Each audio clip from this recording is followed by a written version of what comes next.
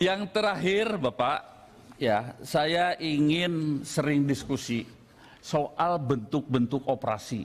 Apakah ini BKO polisi ataupun diperbantukan kepada polisi, dan ketika itu ya timbul masalah-masalah, ya anggarannya seperti apa dan sebagainya. Sebetulnya untuk TNI itu sudah ada landasan hukumnya.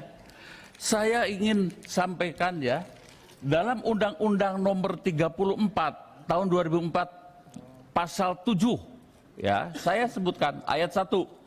Tugas pokok TNI adalah menegakkan kedaulatan negara, mempertahankan keutuhan wilayah negara kesatuan Republik Indonesia, dan seterusnya. Tugas pokok sebagaimana dimaksud pada ayat 1 dilakukan dengan operasi militer untuk perang, operasi militer selain perang.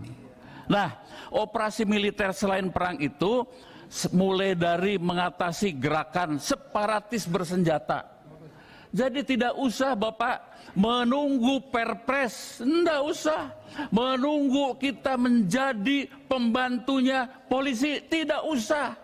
Tidak usah, ini dasar hukumnya ada dan sudah dibuat tahun 2020, tahun 2004. Ya, kenapa tidak dimanfaatkan? Dalam pasal berikutnya, ya, jadi nomor 1 tadi pemberantasan korupsi, pemberantasan teroris, ke-14 ada 14 item. Membantu pemerintah dalam pengamanan pelayaran dan penerbangan terhadap pembajakan, perompakan dan penyelundupan. TNI juga boleh masuk dalam urusan-urusan itu. TNI juga boleh membantu menanggulangi akibat bencana alam, mengamankan tamu negara, sudah jelas dan sebagainya. Ada 14 item, silahkan dimanfaatkan, dipakai. Ya, karena apa? Dalam hal misalnya mengatasi teroris saja, itu ada dalam Undang-Undang Nomor 5 Tahun 2018 tentang pemberantasan teroris, pasal 43, coba ayat 1. Tugas Tentara Nasional Indonesia dalam mengatasi aksi teroris merupakan bagian dari operasi militer selain perang. Kenapa kita tidak bergerak, saudara-saudara? Tentara Nasional Indonesia bergerak atas dasar undang-undang ini. Kenapa harus menunggu diperbantukan kepada polisi? Kenapa harus juga menunggu perpres dan sebagainya yang notabene macet sekarang karena tidak setuju oleh Kapolri? Ya, sudah didiskusikan perpres pelibatan itu di sini bolak-balik dan sebagainya. Ya, sudah dibicarakan juga di tingkat pimpinan DPR, tetapi juga kan tidak pernah ditandatangani oleh Presiden. Nah, mari saya mengajak, aturannya ada, ya. Kemudian ada pasal memang ya di sini ayat 3, ketentuan sebagaimana dimaksud pada ayat 2. Ayat 2 itu adalah 14 item dari operasi militer selain perang itu dilaksanakan berdasarkan kebijakan dan keputusan politik negara. Waktu saya menjadi pimpinan Komisi 1, saya pernah menanyakan kepada Mahkamah Konstitusi. Waktu itu yang menjadi ketua MK-nya adalah Bapak Jimli Asidik. Silahkan tanya.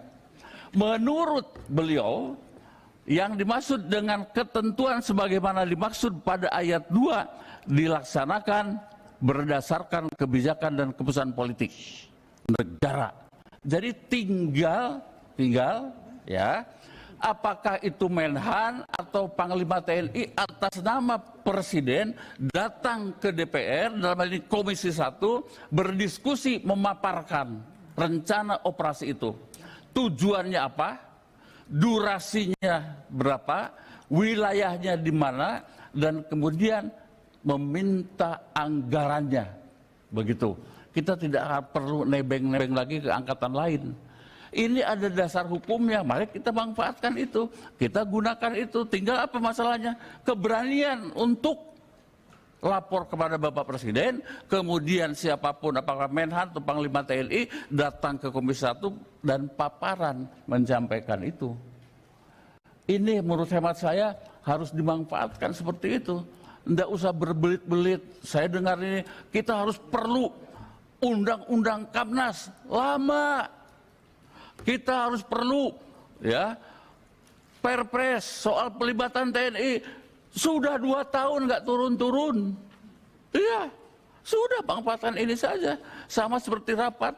Sama seperti yang sudah-sudah adalah ketika TNI mengirim pasukannya ikut dalam perdamaian dunia. Hanya itu saja. Menhan, Panglima TNI lapor, kami akan mengirim ke sana jumlahnya sekian, anggarannya bagaimana, diselesaikan dengan Bankar dan sebagainya. Selesai berangkat sekian ribu, berapa tahun dan sebagainya. Jadi ini kita manfaatkan. Mohon ini silahkan saja kalau menurut hemat kami. Dan saya yakin Komisi 1 pasti insya Allah demi bangsa dan negara pasti mendukung. Saya kira ini saja pimpinan. Wassalamualaikum warahmatullahi wabarakatuh.